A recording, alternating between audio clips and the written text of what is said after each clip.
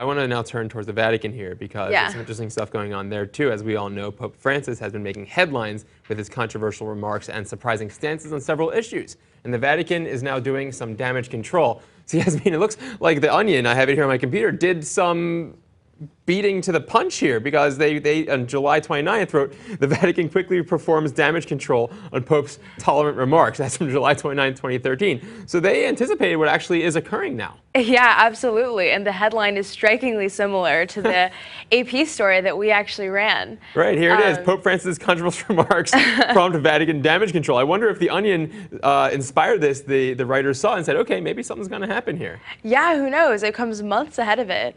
And it's true. Pope Francis is really shaking up the church with some of his controversial statements about saying, who am I to judge gay people?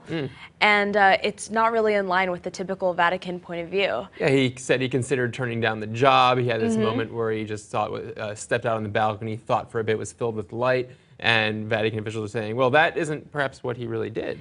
Right. He's a really exciting guy to watch. And so I think the Vatican handlers are having to reel him in a little bit and say, this is what he meant, and try to put his remarks in a more traditionally Catholic context. Now, Francis did say there are different genres of expression. He wrote, he said this, and some are magisterial and official, others are more pastoral. I apologize. This is Reverend Federico Lombardi, who is the Vatican spokesperson. So he's trying to explain that not everything that comes out of the Pope's mouth is an encyclical, is a papal bull. Exactly. Yeah, that's true. Because there's a difference between Pope Francis's more off-the-cuff remarks and what church doctrine actually is, which is more in the form of law. So it's true that Pope Francis he's changing the tone of the church.